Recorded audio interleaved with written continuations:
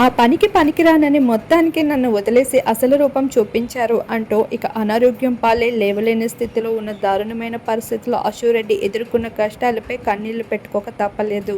ఇక అశురెడ్డి తన అందంతో తన బ్యూటీనెస్తో అందరినీ ఆకట్టుకుంటూ బిగ్ బాస్ రియాలిటీ షోలో అలానే డైరెక్టర్ అయిన ఆర్జీవిని కూడా ఆకట్టేసుకుంటూ వచ్చేసింది. అలా మంచి క్రేజ్ని 2 మిలియన్ ఫాలోవర్స్ని దక్కించుకొని ఇక సోషల్ మీడియాలో తనకంటూ ప్రత్యేకమైన గుర్తింపుని అందుకుంది. ఆర్జీవి పాపగానే కాదు, సింగర్ రాహుల్తో సైతం తన సన్నిహితానికి సోషల్ మీడియాలో చాలా వైరల్గా మారుతూ వచ్చేసింది. కానీ ఎన్ని స్నేహాలు ఎన్ని బంధాలు ఉంచుకుంటే ఏం లాభం? తన కష్టంలో మాత్రం ఏ ఒక్కరు కూడా చేయూత అవ్వలేకపోయారు. ఇక తనకి హఠాత్తుగా బ్రెయిన్ ట్యూమర్ రావడం వల్ల తన అనారోగ్యం పాలవుతూ వచ్చేసింది. ఆ సమయంలో తనకి నిజమైన స్నేహితులు నిజమైన వ్యక్తులు ఎవరనే విషయం తెలుసుకుందంట.